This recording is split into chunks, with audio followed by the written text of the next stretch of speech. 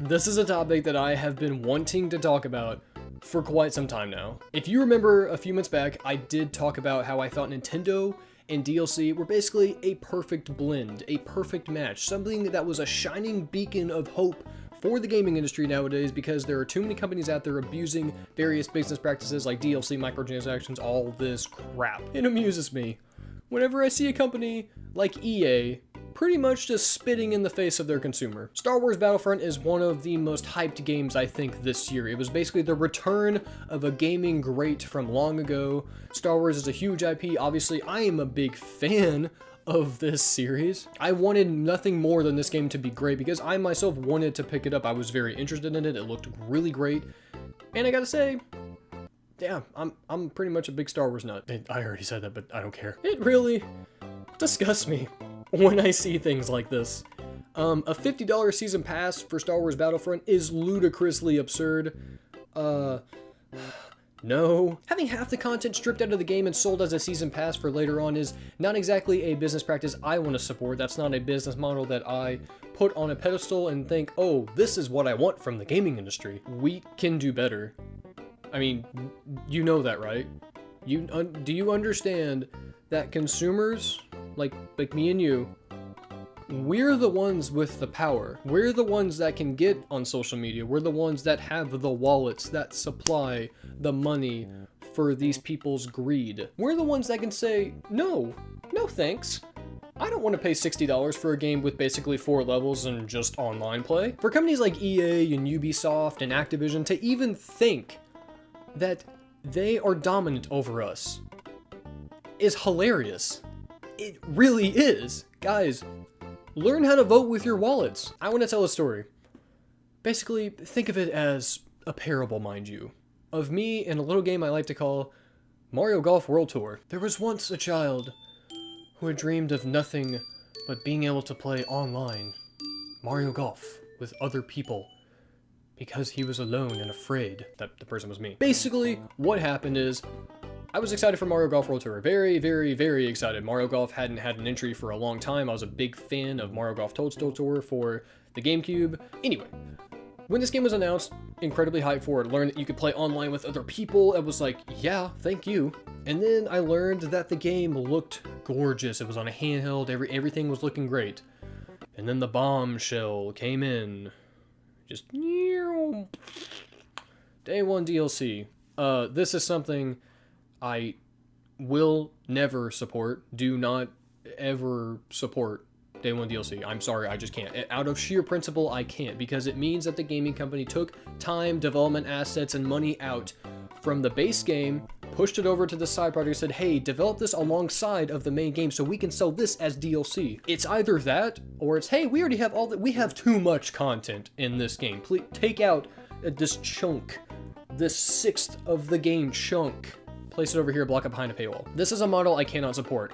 And I wanted to include something like this because I don't want people to think I'm just going to bash third parties and just say, oh, how dare Capcom and Square Enix, who I love, by the way, tell me that I have to buy remasters upon remasters, while Activision sits on the pedestal over here and taunts us all with their annualized franchises. Ha! You guys suck. This is a product of a gaming industry that feels that it has too much power over the consumer. And we need to take a step back and realize that's not how it should be. None of us should be running to the internet forums defending our favorite company for providing crap, for providing mediocre, disgusting nonsense. I understand not every game is going to be perfect. I understand people have different interests than me. I understand that you may like Star Wars Battlefront. And you know what? Hey, that's cool. And at the same time, that isn't cool. Because you're basically telling EA that you're fine with a stripped game that has content blocked behind a paywall. That's not okay. I have learned for years now that I need to vote with my wallet to really get companies' attention. Because with the power of social media, we are closer than ever before to speaking directly with companies on how we want things to be done. How we as consumers want the business to be run. Consumers need to be able to directly talk to companies and let them know, hey, this is wrong, and this is wrong, and this will be better, and you'll get my money if you do this. But it seems people are timid, people are scared, people are worried about telling them that, oh my god, this is wrong, but I'll still buy the game anyway because I love it and I can't wait for it. This is the problem with people. in the industry today. We think that we owe companies these things. No.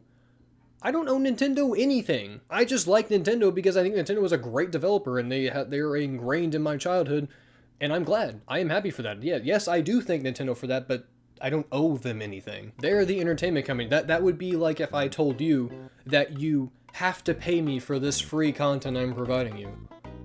No, but I do not demand that of you because you're just people who are looking for entertainment and somehow you stumbled upon this channel and thought it was entertainment, so thank you for that. But I'm tired of this mentality that we think that, oh, we owe these companies something because you don't. They're an entertainment business. They're there to entertain you. They're there to get your money for providing a good product. But what I'm trying to say here is, don't tell the company what they're doing wrong and then go buy their game anyway. All this mentality has done is allow this problem to grow and grow and grow before it's just gonna burst eventually because it just can't take it anymore. The spine of the gaming industry is slowly starting to crumble because we're seeing publishers like THQ have to close down, among others, and hopefully this opens more eyes of publishers to say, hey, maybe we shouldn't do this much crap anymore. Because I've had it. I've honestly had it. I am going insane. I can't support any games that have microtransactions and fully retail price games. I can't support games that have day one DLC. I can't support games.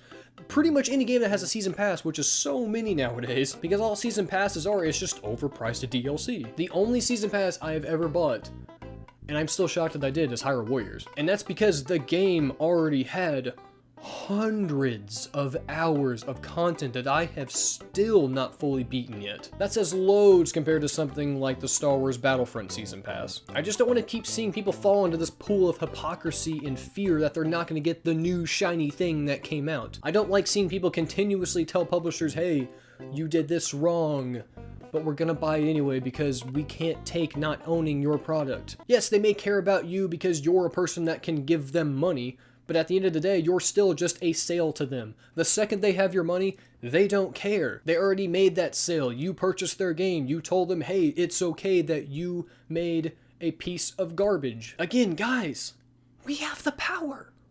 We have it. You can tell a company that I don't want to buy your product because you didn't please me with this. Does that spew entitlement? No, that's just you demanding a better product as a consumer, and that's fine. I haven't bought Fatal Frame Maiden of Blackwater because I want a physical release of that game. That doesn't make me entitled as a gamer. That makes me a person who is fed up with Nintendo not providing an account system that backs up my purchases. It's very hard to justify $50 of something that's just a collection of data that you don't actually own. That feels like you're just renting. And Fatal Frame is a game I would like a physical release for, even if it is, yes, a niche thing. I would still like that because Europe got a physical release. Even if it's a limited run, just anything. Anything. But I'm done. I have said my piece. You're seeing the product of a man who is tired and sick to death of people not learning how to tell companies what they want the right way. This demon that was inside is out. It's on you, people.